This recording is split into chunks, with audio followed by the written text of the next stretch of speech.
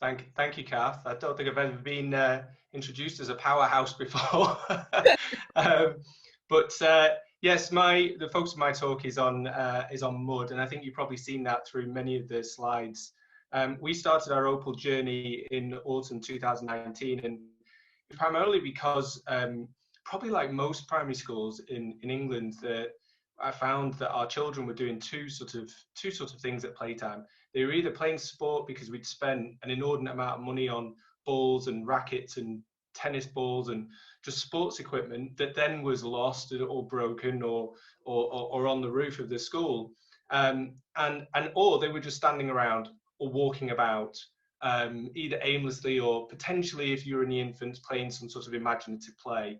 And when Michael told us that they were losing over a year of their lives just sort of standing around, I thought that was definitely the inspiration to change something.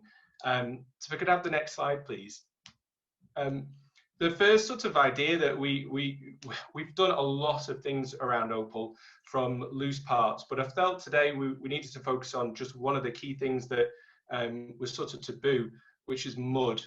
And as other guests have sort of spoken about today, mud was something that children and certainly parents and maybe the staff as well to a certain extent felt like that it was bad.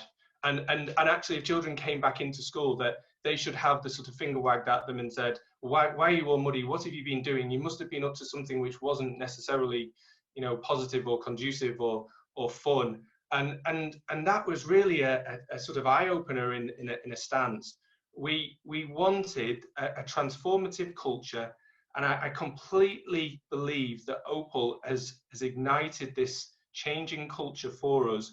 That if I have the next slide, you'll see children now at Boughton Heath, and in a couple of the other schools within our trust now who have started working with OPAL, really don't believe that mud is a bad thing. That when children come back in, we wanted them to get dirty, engage with each other, have time to socialise, really be allowed to do something which they felt was dangerous or exciting or adventurous. And when they came in, they initially, when we created digging areas, they felt, are we allowed in? Do we feel like we're going to be told off? How muddy can we actually get before the teacher says that's enough mud? And I don't think we've actually hit that threshold yet. So we needed to understand what the culture was going to be about first, and then decide what we were going to do and how we were going to do it. And OPAL really helped us to do that.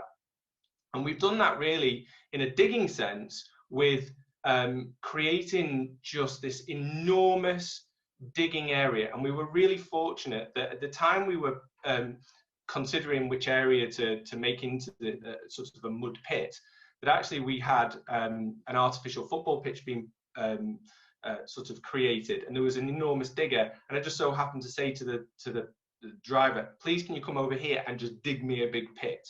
And he did look at me a little bit in a crazy sort of way, but you need a pit that is big enough to house at least an entire class. And we wanted one which could house at least 2 classes, because during COVID times, as you can see, obviously we don't want bubbles mixing, but we have a big enough one that actually that can occur.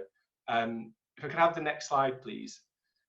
So this is the mud pit that we created, and it's actually grown now. The children started digging outwards. And as you can see, what we did was initially we gave them just sticks, so really sort of substantial sticks, and we covered it all in tires. And there's a huge amount of tires now that are there that aren't in that picture. And I think the more tires you have, the better, because they will play with them, they will fill them with mud, they will use them to sit on. They've created and reseeded some of them, so they've got grass seats now to sit on and sort of talk, socialise.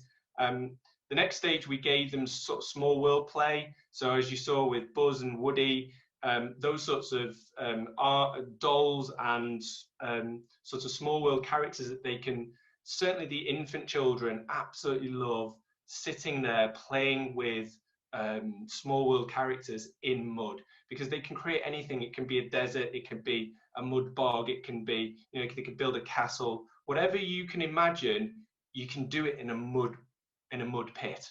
The idea that you need wellies is absolutely right, and we invested a huge amount of money in wellie sheds so that actually they had a purpose-built place to store wellies, which then they could bring out, get on, and go into all sorts of parts of the field, the wood which is on the left-hand side.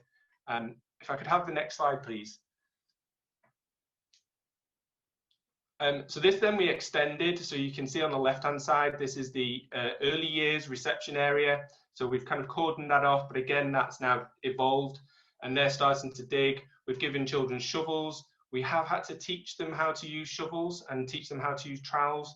And we've had children sliding in mud, rolling in mud. We've had days where they've been army commandos, they've been jumping over logs. You can see some of the children in year 6 on the right-hand side, they're just digging. I've seen a child dig from 12 o'clock to 5 to 1 when then he was called in for lunch, and it hasn't stopped. He's been in a flow, and that is exactly what I absolutely love about bringing play into our playtimes. If I could have the next slide, please.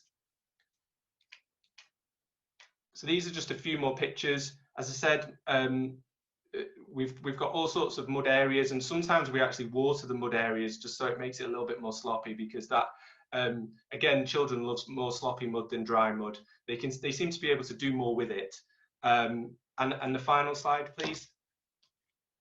Oh, that was the last slide. Go back. So finally, I would just say, if you do follow, and the 18-month program with OPAL, if you follow that, the support that you receive all the way through is phenomenal. The worries that we had about risk assessments and using big implements and loose parts, you can really nail that down and really talk and communicate with parents. And if we've had a number of other schools in the local area who want to come and talk to us to see what we've been doing, which again is just a huge recommendation to OPAL, really. So thank you for listening.